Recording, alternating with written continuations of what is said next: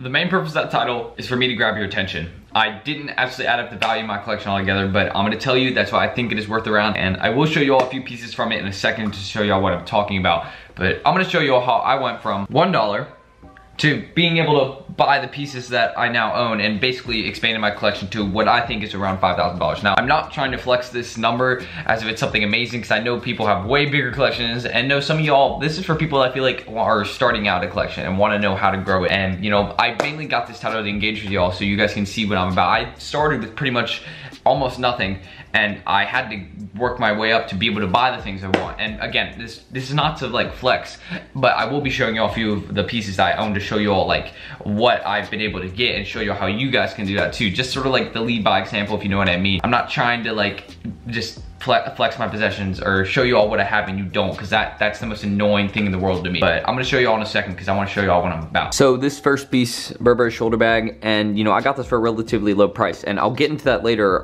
because that's a very important thing. But yeah, the shoulder bag, very nice quality, and you know, it's used decently, but again, I got it for a deal, and I'm gonna explain that all in a second. Another piece which I actually had on me was this wallet from Louis Vuitton, and again, I got this for a low price also. There is some wear on it because I've used it, and also that. But as you guys can see, there you go, Louis Vuitton Paris, made in France. And that's another piece I own. This Supreme Mophie charger, which was released, this is an older one, but this isn't from a restock. This is one of the ones that when it was originally released. And then my whole collection room, you know, I got a bunch of accessories up there, like a Supreme North Face headband, Raf Simons bag, and then all these, like, these are, again, I'm not huge in sneakers, but I got sneakers here, and then a bunch of clothes all around, like off-white jacket and stuff like that. But how did I get there to be able to collect these items and buy them freely? Now, when I say buy freely, I don't mean get these items for free, because I'm pretty sure you have to be an employee of Supreme or a model of Supreme to actually do that. But when I say that, it's to be like, oh yeah, I can afford this and I won't be taking that big of a loss, or yes, I can afford this and I'll be fine. Like, it won't be something that will devastate my account. I won't be able to buy anything for the rest of the season. But I would say it's time for me to actually get to discussing how I do this, because it's been long enough an intro, so let's just get into it. Now, going back to this Burberry bag, as I said, I was gonna go back to this because I got this bag for $149 when it, I think, goes for around, when I looked at retail, it was like $500, $600. Now again, the condition on it isn't too amazing, hence why I think it's being sold a bit lower, but still, I think I could probably sell this for around like $250, $300, so this guy's selling it for a really low price. But how do you find those lower prices? Now, I personally think finding lightly used sneakers and maybe used designer or lightly used designer is a great investment, because let's be real, it is still the product, and if you find it lightly used especially, or like worn once or things like that, and someone's pricing it lower, it's pretty much almost like dead stock material, which would mean that it would be going for the retail price. But some people still sell it lower because, you know, once it gets off the retail point, it just isn't worth that anymore. It isn't worth the retail price. Like, once a designer item is sold, let's say for $500 from the actual company,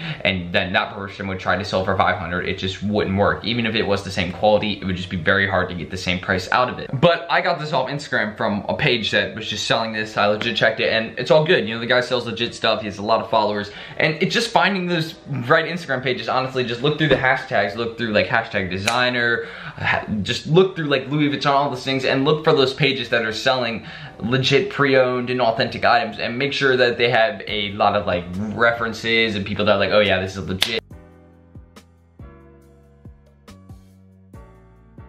Just make sure you have someone that you can go to make sure that the page is legit. And honestly, this is a very old method. That's what I'm saying. It's just, I don't feel like many people use it anymore because they're now buying these dead stock items off of StockX and these other apps because it's easier to use. And Instagram's also, I feel like, an older method, and it's still used, I'd say, but I feel like Instagram reselling isn't as popular as it used to be. And it's still amazing to find really low prices. But one app that I think is completely underrated, like, I don't know why more people don't use it, honestly. Like, it's a great way to find, even like, I've been speaking of designer and use things like that, just go on Grail. They sell, so many people are selling their old designer products. Like, I got a Gucci belt off there for $90, and the condition in it was, I'd probably say 7 to 8 out of 10, and the guy that I ended up selling it to, I sold him it again for that price a bit above. Like, I sold it to him for like, I think a $50 profit gain. Like, I think I sold it for around $140, so you know, this sold some profit there. So they're showing you, you can make money from this this, and I wasn't even trying to make too much money off it. But then the guy ended up getting that same belt and selling it for $450. And there's proof of that. I'll probably pop a picture of it, maybe if I can find it. He ended up selling it for $450. So he made $300 off my own game. So it's just finding the right platforms to buy legit items off. And the belt was obviously legit if it sold for $300 more than what I sold it to him for, from what the other guy sold it to me for. So if I need to label this section, I would call it just buying items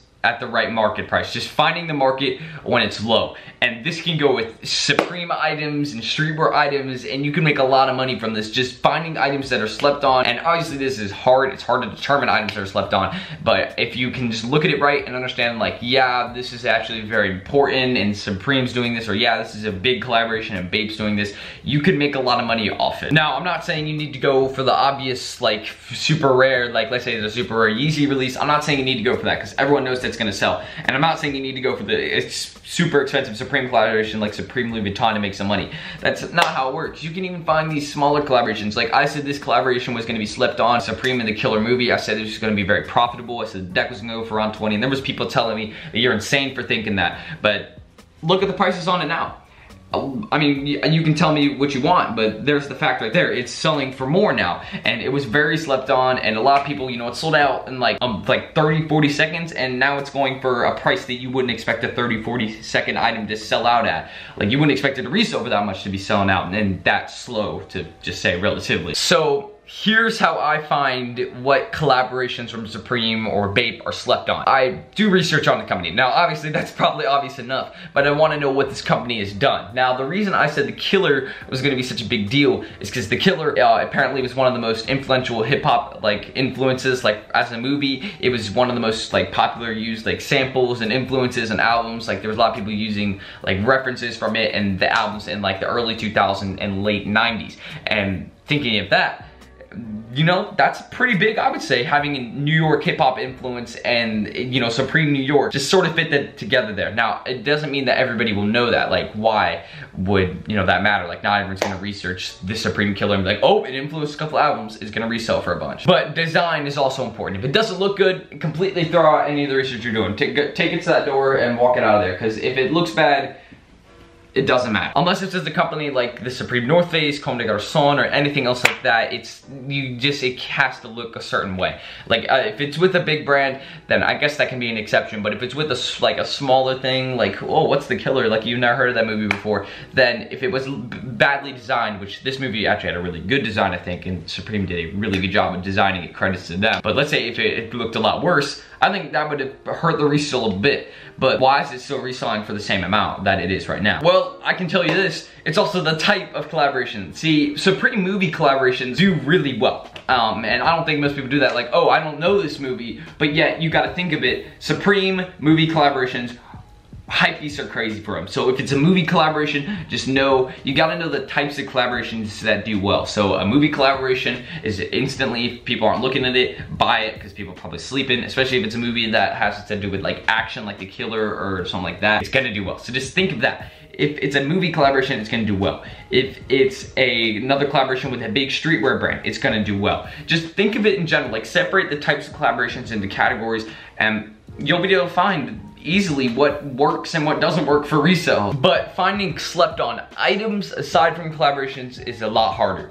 Now, obviously, what I think with items is, I personally feel like you should just go for whatever Supreme community says most hyped is, honestly. If you're just going for items, if it is a collaboration item, then obviously that would make it more popular. But if people are, you know, crapping all over a collaboration, but it's a type of collaboration that's gonna do well, you may wanna have further interest into that. Oh, and also if you wanna make a lot of money, sell smaller accessories, all right? I don't know what the deal is, but accessories have just spiked up in popularity. Like, I wanna show y'all something that sells great. Okay, so firstly, Supreme, like smaller Supreme accessories, like this is Supreme bouncy ball. All right, this is from the season, it's in plastic, you all can see that. I'm not gonna sell this because I wanna keep it, but people are buying those bouncy balls for like $15, which firstly is sort of odd why people are buying bouncy balls that just say Supreme in them for $15. But hey, I've seen some people that are selling, you know, the Supreme and Killer sticker bricks. Those were in-store only, I believe, or very exclusive. And people are selling those sticker bricks with 100 of the Supreme Killer box Lego stickers for $890. So just think about that. That's a lot of money to spend on some stickers, but hey, that's an $890 like come up there. I mean, that's $890 back to you. Maybe not profit 100%, but that's $890 off some stickers. Like these little stickers right here, these are selling for hundreds of dollars. Not those exact stickers are selling for hundreds of dollars, but if you get many of them, you can make a lot of money off them. Like I bought a brick of Supreme stickers, 100 of them, for I think around $125, and I sold each one for $2. So that's $75 off some stickers. Now that isn't even the most I can make, because they sold out within like 30 minutes, because I put them on a website and they sold out, and I've notified people about it and they ate them up. And the reason they did is because that's a good price for them. I could have easily sold them for like $2.50 and made that more cash, but think about it, just sell those smaller accessories. It's easy. And if y'all want to know what those stickers got me, and this isn't a joke, and this is the money I bought with the stickers, using that I was able to not be stressed out about it.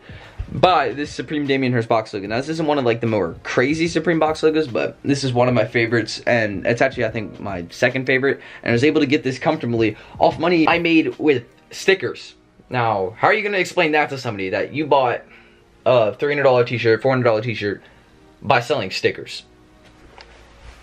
I would say that's fairly interesting. And now I'm able to use this platform. This is another thing I've used, is this platform, because you all watch my ads and I love you all for that. And I'm able to buy things like this to decorate my room, which first of all, I love you all for that. Thanks for the support you all constantly show me. And I'm able to buy, you know, just other items. And I'm honestly blessed to do this, and I'm not even saying that like sarcastically or trying to sound unenthusiastic.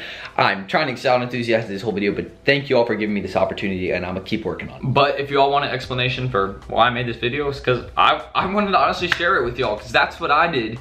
Because most of the items in my collection are from YouTube ad rep money. That's like what I think a decent amount of the pieces in my collection are from.